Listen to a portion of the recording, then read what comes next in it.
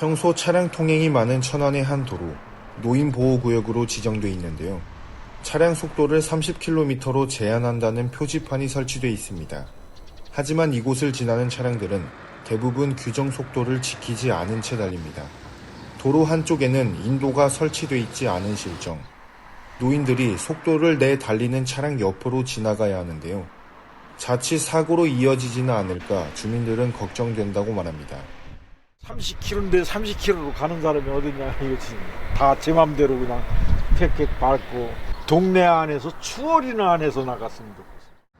우리나라의 노인보호구역 제도가 도입된 것은 지난 2018년 노인 보행자들을 보호하기 위해 지정돼 있는데요.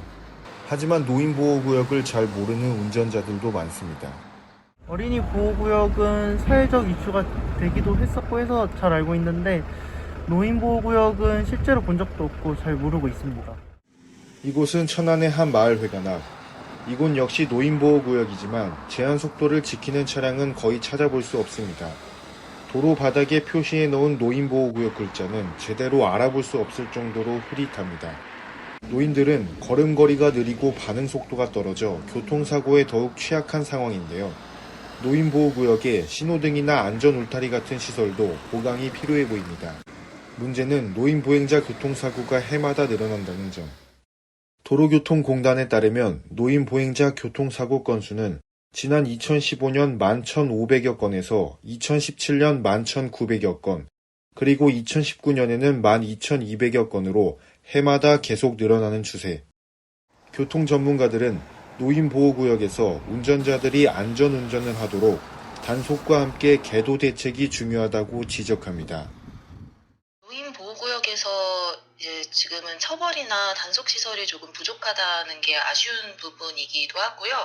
그래서 일단은 노인보호구역의 좀 법규 준수에 대한 적극적인 홍보가 필요하겠습니다.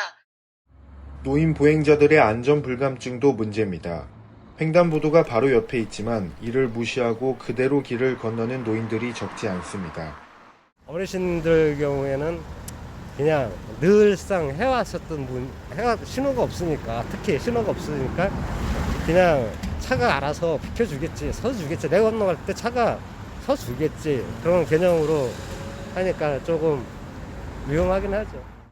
이 같은 실정을 반영하듯 지난해 전국 교통사고로 인한 보행 사망자 1,300명 가운데 노인 보행 사망자는 740여 명으로 전체의 57%나 되는데요. 특히 노인들의 무단 횡단으로 인한 교통사고가 많아 경각심을 주고 있습니다. 보행신호가 얼마 남지 않은 상태에서는 무리한 횡단도 가급적 피하시고 주의하시는 게 좋겠습니다. 우리나라는 오는 2025년 고령 인구가 20%를 차지하는 초고령 사회로 들어서게 되는데요. 노인 교통사고가 계속 늘어나는 만큼 노인보호구역에서 제한 속도를 지키는 운전자 안전의식이 무엇보다 시급한 실정입니다. 갈수록 빨라지는 고령화 추세 속에 해마다 늘고 있는 노인 교통사고. 노인보호구역에 대한 안전시설 보강도 중요하지만 노인들 스스로도 무단 횡단을 자제하는 안전의식이 필요해 보입니다. 국민리포트 이유건입니다.